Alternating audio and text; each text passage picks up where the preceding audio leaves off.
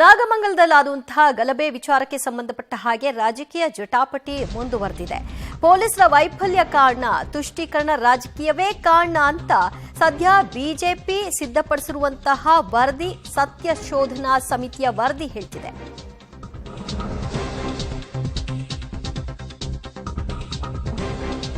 ನಾಗಮಂಗಲದಲ್ಲಾದ ಗಲಭೆ case ಸಂಬಂಧಿತವಾಗಿ BJP ಸತ್ಯ ಶೋಧನಾ ಸಮಿತಿಯನ್ನ ರಚನೆ ಮಾಡಿತ್ತು. ಈಗ ಆ ವರದಿಯ ಒಂದು ರಿಪೋರ್ಟ್ ವಿಜಯೇಂದ್ರ ಅವರ ಕೈ ಸೇರಿದೆ.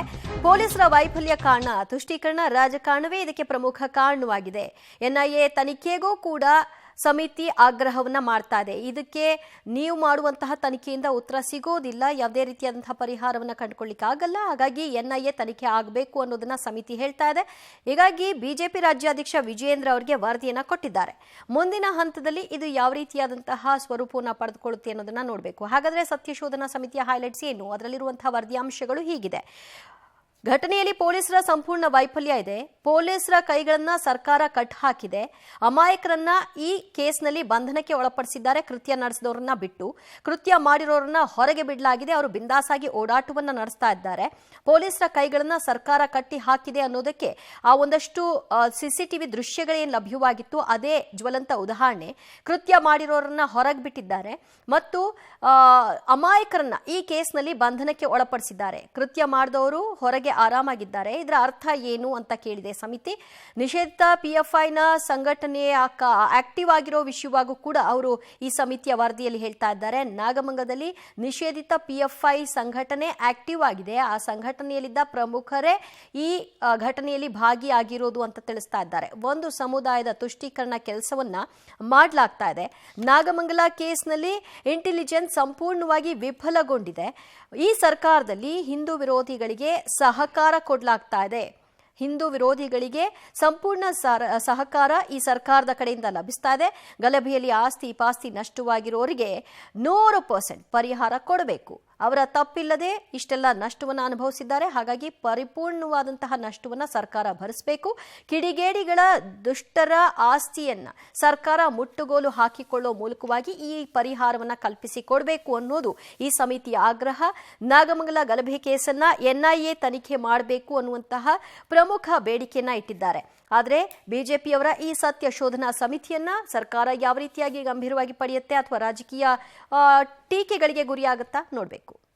ರಾಜ್ಯದ ಮುಖ್ಯಮಂತ್ರಿಗಳಲ್ಲಿ ನಾನು ಆಗ್ರಹವನ್ನು ಮಾಡ್ತೇನೆ.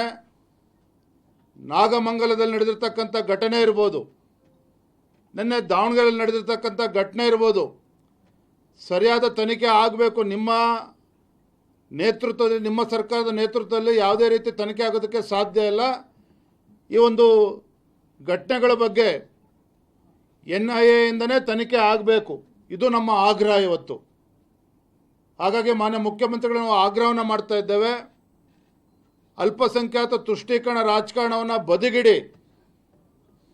ರಾಜ್ಯದಲ್ಲಿ ಇವತ್ತು ಎಲ್ಲ ಧರ್ಮ, ಎಲ್ಲ ಸಮಾಜದ ಜನರು ಕೂಡ ನೆಮ್ಮದಿಯಿಂದ ಬದುಕಬೇಕು ಅಂತ ಹೇಳಿದ್ರೆ ನಿಮ್ಮ ತಮ್ಮ ಅಲ್ಪಸಂಖ್ಯಾತ ಓಲೈಕೆ ರಾಜಕಾರಣವನ್ನು ಬದಿಗಿಟ್ಟು ಈ ಸಂಪೂರ್ಣ ಘಟನೆಗಳೇನು ನಡೆದಿದ್ದಾವೆ ಇದನ್ನು ಎನ್ಐಎಗೆ ತನಿಖೆಗೆ ಕೊಡಬೇಕು ಅಂತೇಳಿ ನಾವು ಈ ಸಂದರ್ಭದಲ್ಲಿ ಆಗ್ರಹವನ್ನು ಮಾಡ್ತಾ. ಈ ಬಗ್ಗೆ ಮತ್ತಷ್ಟು ಮಾಹಿತಿ ಪಡೆಯೋಣ ನಮ್ಮ ಪ್ರತಿನಿಧಿ ಶ್ರೀನಿವಾಸ್ರಿಂದ. ಶ್ರೀನಿವಾಸ್, ಈ ಘಟನೆ ಆದ ನಂತರದಲ್ಲಿ ಬಿಜೆಪಿಯ ಹಲವು ನಾಯಕರು ಒಂದಷ್ಟು ಆರೋಪಗಳನ್ನ ಮಾಡಿದ್ರು. ಆ ಆರೋಪದ ಹೊರತಾಗಿ ಈ ಸತ್ಯ ಶೋಧನಾ ಸಮಿತಿಯಲ್ಲಿ ಬೇರೆ ವಿಷಯಗಳೇನು ಹೈಲೈಟ್ ಆಗ್ತಿದೆ? ದಿವ್ಯಾ, ಬಹುತೇಕ ಏನು ಬಿಜೆಪಿ ನಾಯಕರು ಆರೋಪವನ್ನ ಮಾಡಿದ್ರು ಬಹುತೇಕ ಅಂಶಗಳು ಸತ್ಯಶೋಧನಾ ಸಮಿತಿಯ ವರದಿಯಲ್ಲಿದ್ದಾವೆ. ಇವತ್ತು ಅಶ್ವಥ್ ನಾರಾಯಣ ಅವರು ವಿಜಯೇಂದ್ರ ಅವರಿಗೆ, ರಾಜ್ಯಾಧ್ಯಕ್ಷ ವಿಜಯೇಂದ್ರ ಅವರಿಗೆ ವರದಿಯನ್ನ ಸಲ್ಲಿಕೆ ಮಾಡಿದ್ರು. ಪ್ರಮುಖವಾಗಿ ಈ ಒಂದು ನಾಗಮಂಗಲ ಗಲಭೆ ಏನಿದೆ, ಪೊಲೀಸರ ವೈಫಲ್ಯವೇ ಕಾರಣ ಅನ್ನುವಂತಹ ಪ್ರಮುಖ ಅಂಶವನ್ನ ಉಲ್ಲೇಖ ಮಾಡಲಾಗಿದೆ. ಜೊತೆಗೆ ಸರ್ಕಾರವು ಕೂಡ ಈ ಒಂದು ವಿಚಾರದಲ್ಲಿ ಅಷ್ಟೊಂದು ಗಮನವನ್ನ ಕೊಟ್ಟಿಲ್ಲ. ಈ ಕೇಸ್ನಲ್ಲಿ ಸರ್ಕಾರದ ವೈಫಲ್ಯವೂ ಇದೆ ಎನ್ನುವಂತಹ ವಿಚಾರವನ್ನ ಪ್ರಸ್ತಾಪ ಮಾಡಿದ್ದಾರೆ. ಇನ್ನೊಂದು ಪಿಎಫ್ಐ ಸಂಘಟನೆ ಏನು ನಿಷೇಧಕ್ಕೆ ಒಳಗಾಗಿರುವಂತಹ ಪಿಎಫ್ಐ ಸಂಘಟನೆಯ ಚಟುವಟಿಕೆಗಳು ನಾಗಮಂಗಲದಲ್ಲಿ ನಡೀತಾ ಇದೆ. ಈ ಹಿನ್ನೆಲೆಯಲ್ಲಿ ನಾಗಮಂಗಲದ ಗಲಭೆ ಏನು ವಿಚಾರ ಇದೆ ಇದನ್ನ ಎನ್ಐಎ ತನಿಖೆ ಮಾಡಬೇಕು ಅನ್ನುವಂತಹ ಆಗ್ರಹವನ್ನ ಬಿಜೆಪಿ ಮಾಡಿದೆ. ವಿಜಯೇಂದ್ರ ಅವರು ಕೂಡ ಇದನ್ನೇ ಆಗ್ರಹ ಮಾಡಿದ್ರು, ಅಶ್ವಥ್ ನಾರಾಯಣ ಅವರು ಕೂಡ ಇದನ್ನೇ ಆಗ್ರಹ ಮಾಡಿದ್ರು. ಒಂದು ಸಮುದಾಯವನ್ನ ಓಲೈಕೆ ಮಾಡುವಂತ ನಿಟ್ಟಿನಲ್ಲಿ, ಆ ಸಮುದಾಯವನ್ನ ತುಷ್ಟೀಕರಣ ಮಾಡುವಂತ ನಿಟ್ಟಿನಲ್ಲಿ ಈ ಒಂದು ಘಟನೆ ಆಗಿದೆ. ಅಮಾಯಕರನ್ನ ಇಲ್ಲಿ ಬಲಿ ಕೊಡಲಾಗಿದೆ. ಅಮಾಯಕ ಹಿಂದೂ ಕಾರ್ಯಕರ್ತರನ್ನ ಅಥವಾ ಹಿಂದೂ ಯುವಕರನ್ನ ಬಂಧನ ಮಾಡಿದ್ದಾರೆ. ಯಾರು ಕೃತ್ಯವನ್ನ ಮಾಡಿದ್ದಾರೆ ಅವರನ್ನ ಬಿಟ್ಟಿದ್ದಾರೆ ಅನ್ನುವಂತಹ ಅಂಶಗಳನ್ನ ಅನ್ನೋದನ್ನ ಏನು ವರದಿಯಲ್ಲಿ ಉಲ್ಲೇಖ ಮಾಡಲಾಗಿದೆ. ಸರ್ಕಾರಕ್ಕೆ ಈಗ ಬಿಜೆಪಿ ಮತ್ತೆ ರಾಜ್ಯಾಧ್ಯಕ್ಷ ವಿಜೇಂದ್ರ ಅವರು ಆಗ್ರಹ ಮಾಡಿರುವಂತದ್ದು ತನಿಖೆಯನ್ನ ಎನ್ಐಎಯಿಂದ ಮಾಡಬೇಕು ಅಂತ. ಸೊ ಸರ್ಕಾರ ಈಗ ಬಿಜೆಪಿಯ ಸತ್ಯಶೋಧನಾ ಸಮಿತಿಯ ವರದಿಯನ್ನ ಯಾವ ರೀತಿಯಾಗಿ ನೋಡುತ್ತೆ, ಬಿಜೆಪಿಯ ಒತ್ತಾಯಕ್ಕೆ ಯಾವ ಕ್ರಮಗಳನ್ನು ತೆಗೆದುಕೊಳ್ಳುತ್ತೆ ಅನ್ನುವಂಥದ್ದನ್ನ ಕಾದ್ ನೋಡ್ಬೇಕಾಗತ್ತೆ. ದಿವ್ಯಾ, ಥ್ಯಾಂಕ್ ಯು ಶ್ರೀನಿವಾಸ್ ನಮ್ಮೆಲ್ಲ ಮಾಹಿತಿಗೆ.